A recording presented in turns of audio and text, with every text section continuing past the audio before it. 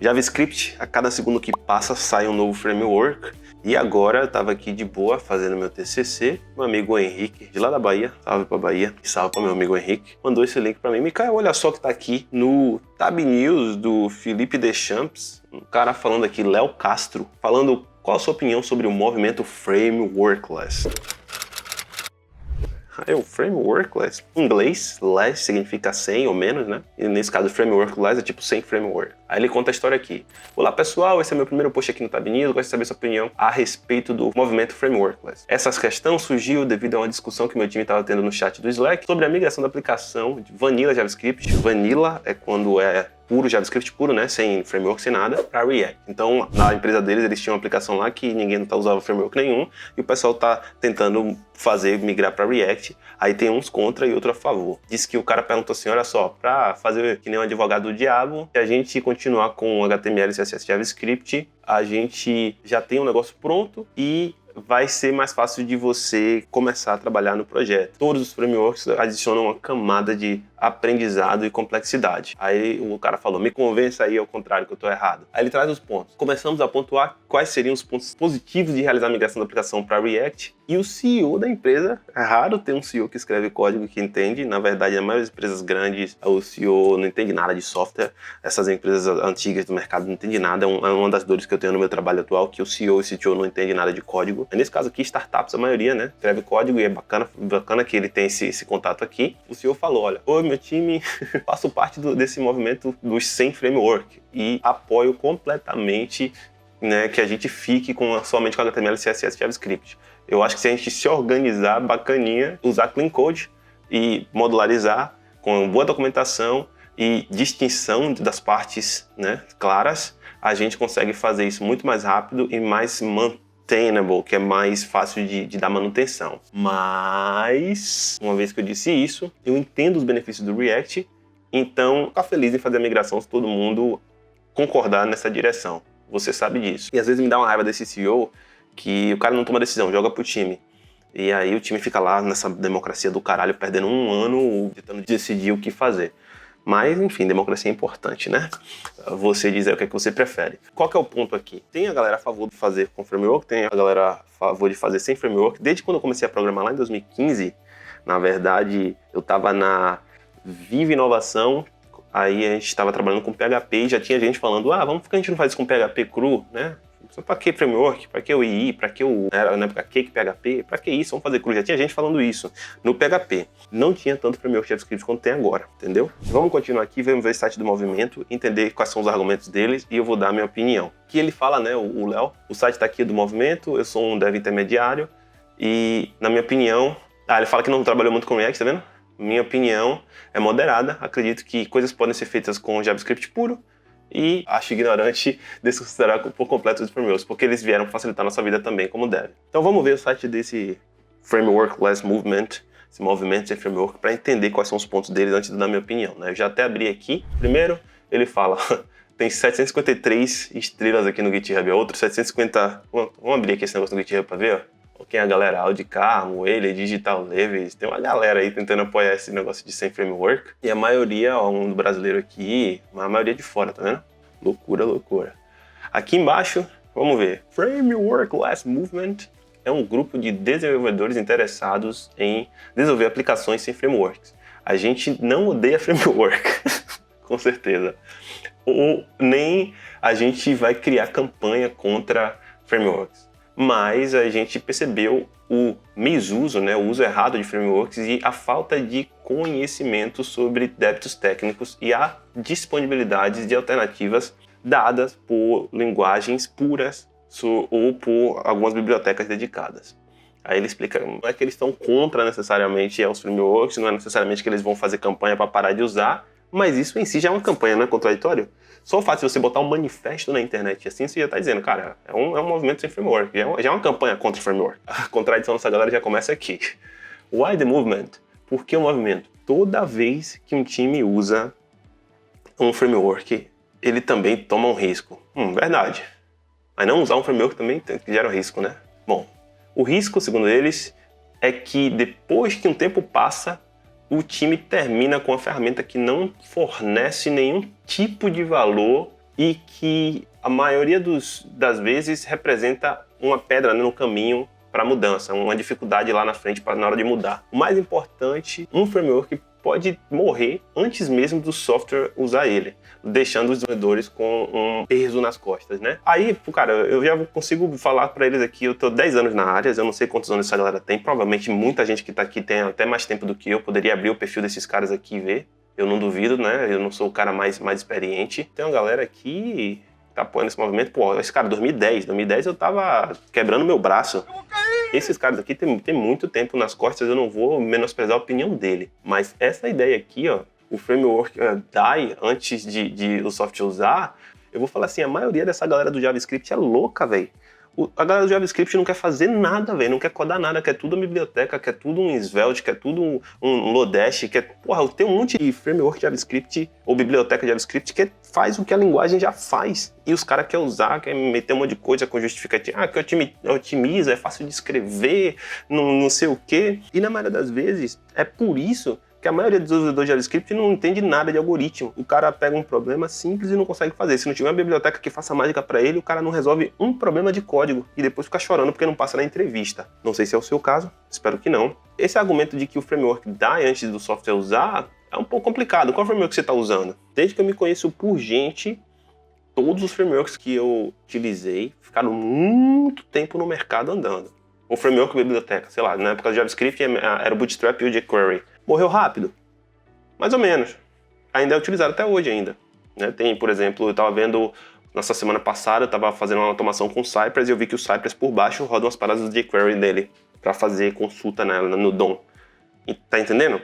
Então, assim, a biblioteca, o framework, não é que vai morrer muito rápido. A não ser que seja essa biblioteca tosca que você fica aí na internet, não sabe fazer um find, não sabe fazer um for, não sabe fazer uma busca, não sabe fazer nada, que é a biblioteca tosca que acha na internet no NPM, que os caras ficam só alimentando pra quem não quer fazer nada, entendeu? E tem esse negócio, muitos desenvolvedores, até eu entrei nessa síndrome, se você olhar no meu GitHub aqui em algum momento, eu acabei fazendo um plugin tosco, desnecessário, se não me engano foi esse. O QuickSearch foi uma contribuição que eu fiz, mas esse aqui, pô, que plugin desnecessário, olha pra trás, que tempo que eu perdi pra tentar fazer isso aqui, e a ideia de fazer isso virar uma biblioteca era essa síndrome de desenvolvedor querendo criar biblioteca desnecessária para ter o nomezinho lá na internet, para aparecer no NPM, para dizer que contribuiu. Era essa síndrome que eu tava lá 7 anos atrás, tá ligado? E aí fiz uma paradinha tosca aqui desnecessária que ninguém utilizou, que nem eu mesmo utilizei depois. Eu podia até arquivar esse projeto. Mas é por isso que tem tanta biblioteca tosca que chega os outros usuários, vai lá, usa no projeto e depois de algum tempinho, pouco, morre. Diferente dessa daqui, por exemplo, que foi usada durante muito tempo, aí eu tenho um commit aqui contribuindo. Mas enfim, vamos voltar pro framework Less Movement. Eu acho que esse argumento dele aqui de que o framework morre, a biblioteca morre, deixando os desenvolvedores com peso, eu digo, o desenvolvedor é o próprio peso. Assuma a responsabilidade das suas decisões, meu parceiro, minha parceira. What framework work less movement is? Aí ele fala, como eu falei antes, não acho que todos os frameworks são o demônio. Eles são ferramentas muito poderosas, escritos com a linguagem pura e de uma forma bem genérica. Um fato que fazem eles umas ferramentas muito boas para aprendizado, que podem ajudar qualquer um a aprender como escrever código sem eles. Olha só, então ele está dizendo que o framework, se você ler o código-fonte do framework, você aprende a escrever códigos, aprende a escrever programas sem framework. O que isso aí é verdade, eu concordo. Muito do que eu aprendi na minha vida foi entrando no código-fonte da biblioteca e do framework para entender como é que ele fazia, entendeu? Até hoje eu tenho esse negócio. O Android mesmo tava lá, tinha um problema para entender o que era o Activity, o que era, sei lá, o Dagger, né, na época que eu usava. Como é que esse bagulho funciona? Clica aí, entra aí para ver. Até no PHP, o II, como é que funciona? Abre lá o código-fonte da linguagem. Agora mesmo, o React, como é que o React funciona? Abre lá, como é que o Node funciona para entender esse bagulho? Abre lá na documentação e vê a implementação da função mesmo, como é que ele funciona por baixo, e assim eu aprendo muita coisa de código. Mas enfim, entendendo as forças e os problemas, né, as constraints, as limitações de cada framework, vai te permitir fazer a decisão correta de escolher o framework. Ainda mais vai ficar muito mais claro quando você talvez nem precise do framework. Legal. Então, quando você ir lá entender como é que o framework funciona, quais são os conceitos por baixo dos panos, né, por trás dos panos, você vai entender como é que a linguagem funciona de verdade. Sabendo a racionalidade por trás do framework vai te permitir escrever código melhor para cada problema que você encontrar. Concordo, isso aqui, concordo 100% com ele. Uma das coisas que eu falo para vocês o tempo todo, Mikael, React, eu sei React, a febre do JavaScript do React. Tem uns 50 vídeos aí na internet falando, vocês sabem React, mas não consegue ver que React usa uma estrutura de dados como uma árvore lá para renderizar. O cara não entende estrutura de dados, não entende o conceito do framework, não entende como as coisas funcionam e acha que domina a parada. Se liga nisso, realmente entender, entrar no código-fonte, entender o conceito, entender os princípios, entender o algoritmo vai fazer você ter uma visão diferente sobre o software como um todo, né? O projeto como inteiro. Por último, por fim, ou sem mais, acredito que um framework, quando escolhido, deve ser usado de maneira responsável durante a vida do projeto. Continuamente se lembre que toda ferramenta tem os seus trade-offs. Trade-off é as trocas, né? O lado bom, o lado ruim, o lado positivo, o lado negativo. Frameworkless significa que você tem que dar a importância certa à decisão de qual tecnologia você vai usar e perceber que escolher desenvolver um projeto ou uma funcionalidade sem a dependência de um framework é uma possibilidade. Isso realmente eu concordo. Tem muita gente aí que não quer fazer nada. Foi o que eu falei agora há pouco. O cara não quer fazer nada sem um framework, sem uma biblioteca. E o cara não consegue fazer. Se tiver fora do escopo ali de uma biblioteca que fornece, se não tiver uma biblioteca de design, o cara não consegue fazer um botão e pensar nas margens, no padding. No Axis da vida, o cara não sabe fazer uma requisição HTTP usando o FET ou o XHTML aqui, ó, request, porque não sabe a linguagem. Então, isso realmente eu concordo. Vocês precisam aprender o fundamento. Quando eu falo o tempo todo na internet aqui, você precisa aprender o fundamento, precisa aprender a base da linguagem, para depois de aprender qualquer framework ou qualquer coisa. É esse tipo de coisa que eu estou falando. Para vocês não ficarem presos e não ficarem, tipo, sabe, o Jag só vai para frente ali, só vai onde consegue ver. É essa a ideia aqui. Então você tem que começar a ver mais aí de tudo que você usa para trabalhar. Também significa que você tem que levar em consideração o contexto inteiro do software que vai nascer e viver. E tem que levar em consideração também as habilidades dos desenvolvedores que vão trabalhar no projeto, né, para desenvolver esse software. Por fim, também significa que você não deve assumir que escrever software é uma responsabilidade que você tem que delegar para outra pessoa, outro lugar, e depender de outro software ou uma biblioteca, por exemplo, para resolver um problema específico que você tem. Você pode evitar de amarrar seu braço e sua mão e seu pé, né, para um framework inteiro quando você não precisa. Isso é um ponto importante porque, na verdade, você consegue ver isso em várias camadas. Por exemplo, no negócio das empresas, vocês quando ficarem mais safos no mercado, vocês vão ver que tem algumas empresas que dependem completamente em outras e o software dela roda em cima do outro, literalmente. Por exemplo, tem empresas que rodam completamente em cima da AWS. Se a AWS fechar, essa empresa morre, entendeu? O cara não tem infraestrutura por baixo, completamente. Isso se chama vendor locking. É quando você está preso a esse fornecedor e você não tem alternativa para mudar.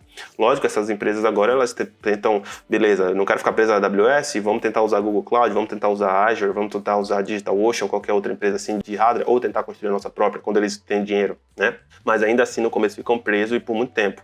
No outro mercado, por exemplo, tem empresas hoje que são presas ao SAP, ao Salesforce, tem empresas que são presas a Oracle, o Oracle é o RPzão, porque já tem um monte de dados, tem um monte de coisa e é difícil migrar essa base de dados, esse negócio, e elas são presas, entendeu? Ao mesmo tempo, isso acontece na camada do negócio, acontece aqui, que é o que ele está falando, de o desenvolvedor ficar preso à biblioteca, ficar preso ao framework, porque o projeto já foi desenvolvido, só tem ele para fazer aquela parada e ele já se acostumou a fazer, e aí o framework que o pessoal deixou de manter, arquivou o projeto no GitHub, não sai nenhuma funcionalidade, o que é que o cara faz? Vai ter que fazer um fork do framework e aí sim começar a entender de verdade. Mas pode ser que essa realmente seja a decisão correta a se fazer, porque você acelera com o que você tem em desenvolvimento e quando o bicho pegar, se o bicho pegar, que às vezes nem pega, você toma a decisão adequada, né? Talvez seja a decisão correta. Tem que pensar. Eu acho que vale a pena esse tipo de discussão para pelo menos você começar a pensar a mais à frente no seu projeto. Muitos de vocês aqui que estão assistindo talvez sejam mais novos e não tenham essa macete de ver onde é que o projeto começa e termina, tudo que envolve o processo, tudo que envolve o projeto de software, né? A funcionalidade, a pensar na escalabilidade, o banco de dados, para onde é que vai, como é que a gente consulta, gerando análise, gerando relatório, e auditoria do sistema, a segurança do sistema. Tem muita coisa que você não vê quando você está começando. Cada decisãozinha de biblioteca ou framework aqui, na maioria das vezes, impacta significativamente nisso. Porque, e agora? Qual time que vai trabalhar? O que ele falou aqui, as habilidades. E agora? Essa tecnologia específica tem uma vulnerabilidade de segurança gigantesca. E agora? O pessoal parou de dar manutenção. E agora? Então, precisa pensar muito. De qualquer maneira, vamos continuar. Ele fala, nosso manifesto foi publicado no GitHub e a gente fortemente acredita que, para ser útil, esse manifesto tem que ser modificado durante o tempo com os resultados de conversas que a comunidade vai ter. Portanto, não vai ser possível assinar esse manifesto. Se você achou esse manifesto importante ou útil, compartilhe com sua rede. Compartilhar é como a gente gostaria que você assinasse o documento. Então, não tem assinatura, você compartilhou para outra pessoa, né? É o que ele está dizendo que vai equivalente a assinar. Então, o meu amigo que compartilhou lá no grupo do Discord provavelmente é o cara que está assinando também, ele acredita nessa ideia do Sem Framework. Vamos ver. Esse framework é somente para desenvolvedores, ele fala como pesquisa de usuários, atividades de design e objetivos de negócio são as coisas que clarificam mais os requisitos não funcionais. A gente acredita que é importante colocar todo mundo que trabalha sobre o projeto na discussão. Então, os desenvolvedores não estão incluídos. Qualquer decisão técnica, incluindo a decisão de um framework, deve levar em consideração todo aspecto do contexto da vida do software. E aqui ele te dá uma lista, né? Vamos ver o que ele faz. Ele te dá um conteúdo mais ou menos para você começar a entender da linguagem, tudo de JavaScript e PHP. Rapaz, isso é a galera do JavaScript, eu não sei não. Bom, é isso. Na minha opinião, no final das contas, é sempre uma palavra que em inglês o pessoal fala muito famosa, se chama accountability, é responsabilidade. E uma coisa que eu faço e eu vou fazer cada vez mais é o seguinte, ouvir a voz da experiência e da galera que já passou, porque essa galera que já passou entende o porquê das coisas e a gente consegue aprender. Não estou falando para a gente aceitar de maneira cega, mas para escutar e analisar. Se a gente só fazer esse exercício de escutar e analisar a galera que já passou do nosso nível, a gente consegue ter uma decisão muito melhor. Então, nesse caso, levar em consideração que suas decisões num projeto de software impactam muito, muito, muito, coisa que você nem consegue imaginar, e levar a sério essas decisões. Levar a sério quando toda vez que você pensar, vamos incluir uma bibliotequinha da moda que saiu aí, tem que levar a sério. Quem é que vai manter isso depois? Vai ter profissional depois para trabalhar nisso? E aí, como é que vai ser? Entendeu? Deixe seu like e deixe sua opinião nesse vídeo aqui. Você é a favor de usar o framework ou não? O que é que você acha desse movimento? Se você está procurando o seu primeiro emprego como programador ou programadora, ou buscando aquela oportunidade fora do Brasil, você não pode perder o nosso workshop Dev Genial, o workshop da Congenial, onde eu vou te contar a minha opinião sobre o mercado de trabalho atual e o que eu aprendi em quase uma década de experiência programando. Eu vou te ensinar como se preparar e passar nos processos seletivos e entrevistas técnicas e, acima de tudo, eu vou te dizer como eu estou me preparando para sobreviver nesse mundo de inteligência artificial. Se você quer se inscrever e participar do nosso workshop, vai no meu perfil, clica no link, coloca seu e-mail e entra no nosso grupo do WhatsApp e eu te mando o link das aulas em breve.